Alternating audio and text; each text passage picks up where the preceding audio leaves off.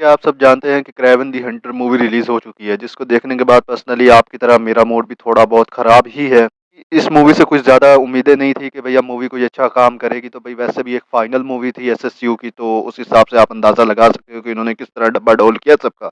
जिस तरह इन्होंने अपने यूनिवर्स का डब्बा डोल किया, इसी तरह भाई इन्होंने इस मूवी का भी डब्बा डोल कर दिया कि भैया चलो कोई बात नहीं, बस निकाल दो किसी तरीके से मूवी और भैया आप काम एंड करो यहाँ पर।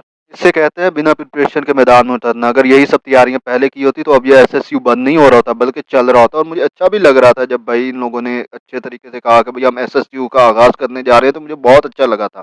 लेकिन तुम सोनी की दोगला पॉलिसियों से अच्छे तरीके से वाकिफ हो कि ये लोग किस तरह आप लोगों को चीट करते हैं, सिर्फ आप लोगों से पैसा निकलवाने के लिए कुछ भी कर सकते हैं।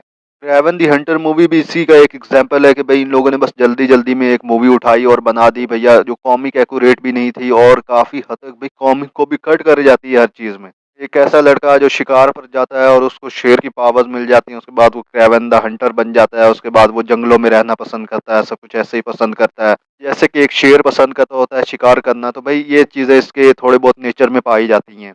मैं मानता हूँ कि इन्होंने बाप और बेटे वाली स्टोरी को उठाया, लेकिन आप इससे अच्छे तरीके से पिकअप कर सकते थे, जिसको भाई आप अच्छे तरीके से दिखाना भी चाहते तो दिखा सकते थे, लेकिन पता नहीं क्यों सोनी वाले अपने ही मरवाने पे लगे हुए हैं। इन्हें बस एक ही चीज चाहिए, पैसा, और भैया कैसे भी चाहिए, क्योंकि भैया मूवी तो चल जाएगी किसी तरीके से, क्योंकि जाहिर बात है इतने देशों में रिलीज हो रही है तो चल ही जाएगी, पैसा तो रिकवर हो ही जाएगा किसी तरीके से, तो भैया चलो इसको किसी तरीके से तो निपटाना ही है।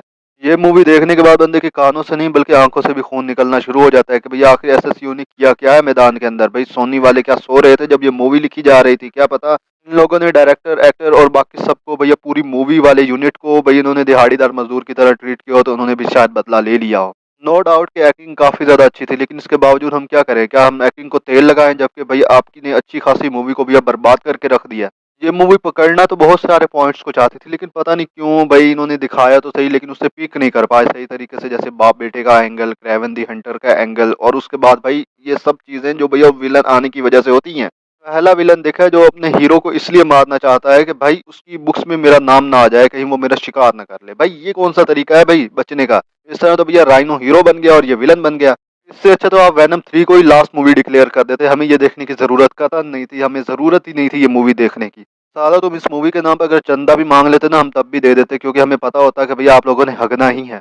नो डाउट के एक्टर और डायरेक्टर काफी ज्यादा अच्छे थे, लेकिन इसके बावजूद इन लोगों ने भैया उनकी शक्तियों का पूरा पूरा इस्तेमाल नहीं किया है। कम से कम अपने दोस्त मार्वल वालों से ही सीख लेते हैं कि भैया वो अपने लोगों की शक्तियों का किस तरह इस्तेमाल करते हैं। भैया आप लोगों के हाथ में अगर कटोरा थमा दिया जाए सोने का, फिर भी आप लोगों ने भीख ही मांगनी है। मुझे तो ऐसा लगता है कि सोनी वालों से उम्मीद करना ही बेकार है कि ये एक अच्छी सुपर हीरो मूवी दे सकते हैं हमें।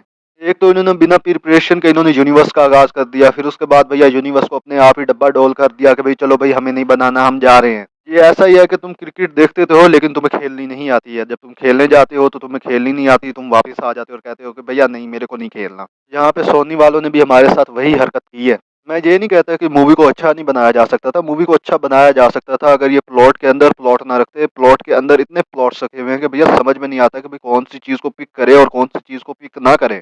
जबरदस्ती आर रेटेड बनाने के चक्कर में इन्होंने सारी की सारी मूवी की लंका लगा के रख दी है।